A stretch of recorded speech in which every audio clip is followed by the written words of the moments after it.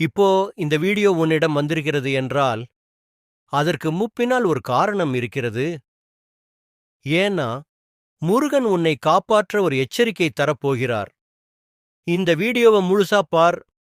கடைசியில உனக்காக ஒரு சக்தி வாய்ந்த செய்தி இருக்கு. ஏன்ற எப்ப இந்த வீடியோ உன்கிட்ட வந்தது?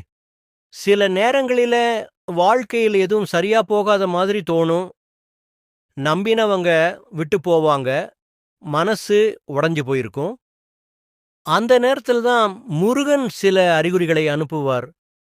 அதுல ஒண்ணு தான் இந்த வீடியோ உன் கண்களுக்கு வந்திருப்பது. இதைக் கேட்கும் உனக்கு முருகன் சொல்ல வருவது ஒரே ஒரு விஷயம். பயப்படாதே, நான் இருக்கிறேன். முருகன் தரும் அறிகுறிகள். நீ சமீபத்தில் இந்த விஷயங்களை கவனிச்சிருக்கியா?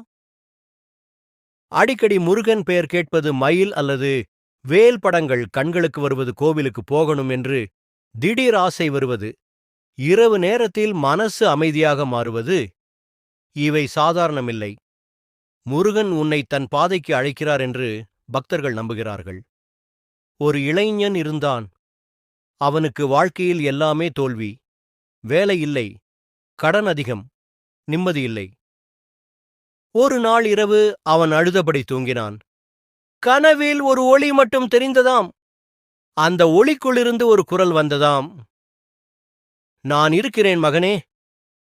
அதற்குப் பிறகு அவன் வாழ்க்கை கொஞ்சம் கொஞ்சமாக மாற ஆரம்பித்ததாம். முருகனை முழு மனதோடு நம்புறவங்களை அவர் ஒருபோதும் கைவிட மாட்டார். இப்போ இந்த வீடியோ பார்த்து கொண்டிருக்கோம்.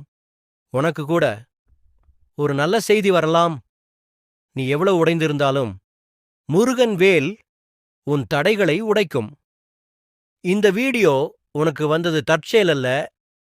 முருகன் உன்னை நினைச்சதால் தான்.